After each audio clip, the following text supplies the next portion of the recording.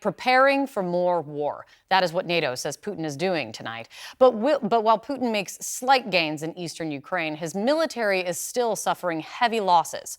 You can see, we're going to show you in this new video into Outfront. This is a night vision recording of an attack by Ukraine on Russian troops in eastern Ukraine. According to Ukrainian forces, the Russian convoy unexpectedly moved in on the Ukrainian forces, and Ukraine responded. We're going to show you the aftermath from the air. Complete destruction. The turret of a combat vehicle just torn off. And then we'll show you from the ground, Russian fighting vehicles blown to pieces, really. This is only one part of the problem facing Putin's forces tonight. A growing divide also between Putin's official army and his private Wagner force is also impacting the fight. Today, the Wagner chief is accusing Russia's defense ministry of, quote, treason. The chief of the general staff and the Minister of Defense are handing out commands right and left that the Wagner PMC should not receive ammunition. They are also not helping with air transport. There is direct opposition. This can be equated to high treason. All of this as Putin and Biden both delivered major addresses today in advance of the one-year anniversary of Russia's invasion of Ukraine.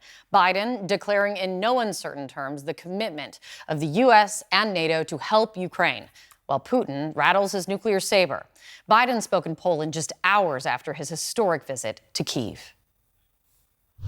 1 year ago, the world was bracing for the fall of Kyiv. Well, I just come from a visit to Kyiv, and I can report Kyiv stands strong.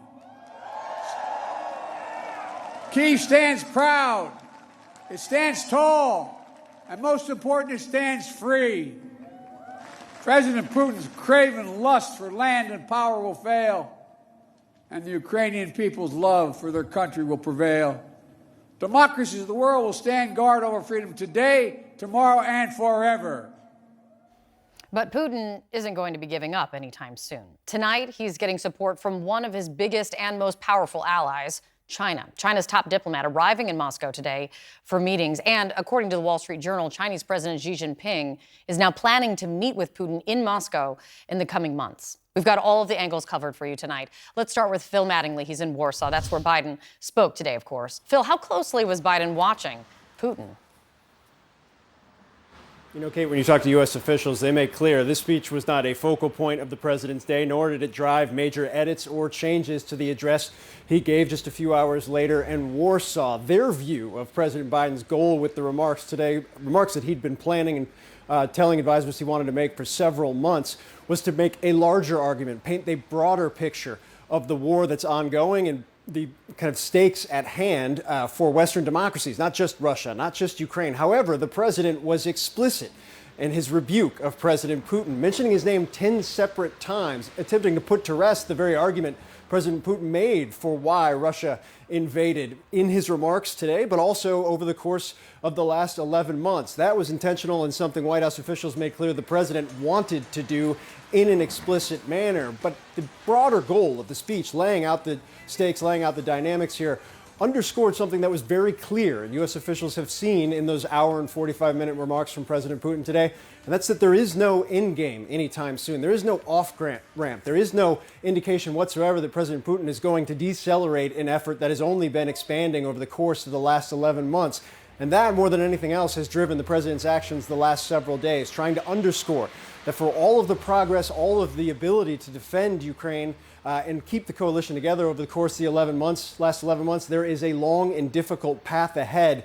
And this fight is about more than just Ukraine and Russia, something the president wanted to get across. Now, it's worth noting our colleagues Oren Lieberman and Natasha Bertrand are reporting that Russia actually engaged in an intercontinental ballistic missile test yesterday while President Biden was in Kyiv. According to sources, that test, U.S. officials believe, failed. It was not considered an anomaly, nor was it considered an escalation, something that Russia has tested before in the past, but it was expected to have been mentioned in President Putin's remarks earlier today. Had it been successful, you'll notice it was absent from those remarks. They believe it failed, Kate. So interesting. Good to see you, Phil. Thank you so much.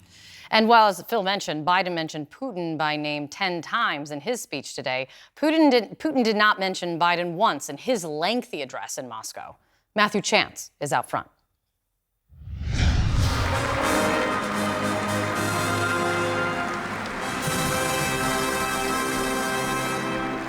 With a fanfare, the Russian president takes to the stage for a long-awaited State of the Nation address.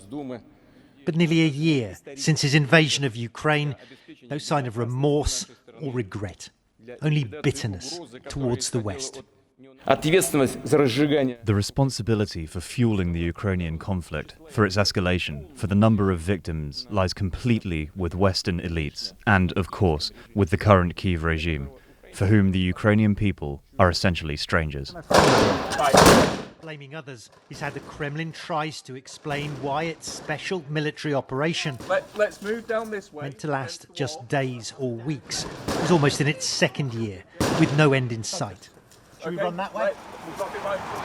Across Russia, there were even public screenings of the speech to ensure the Kremlin message is heard, that military setbacks, failures and bloodshed are all part of a conspiracy to bring Russia to its knees. The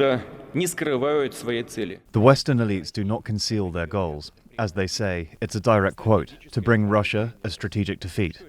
What does that mean for us? It means to end us, once and for all. We understand it exactly and will react to it accordingly because this is about the very existence of our country. It doesn't feel that way in Ukraine, where troops are dying on bleak battlefields, defending grim front lines against a Russian foe. Ukrainian officials pouring scorn on Putin's remarks as irrelevant and confused.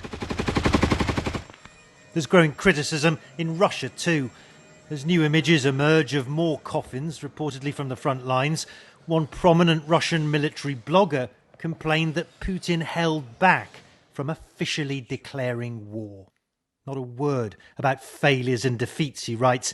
There's no point listening any further. But there was one major new announcement, one escalation. To applause, Putin suspending participation in Moscow's last remaining nuclear arms treaty with the United States, and a warning that Russia may restart nuclear tests. Of course, we will not do it first. But if the US conducts its tests, we will do it as well. Nobody should have dangerous illusions that global strategic parity can be broken. No illusion either when it comes to Russia's standoff with the West. The Kremlin is even thinking about backing down. Okay, after hearing Putin's uncompromising speech, a source close to the Ukrainian president told me tonight that the only way there's ever going to be peace talks is if there are more Ukrainian victories on the battlefield. The sooner Ukraine gets the weapons it needs, this source told me, the sooner this war can come to an end.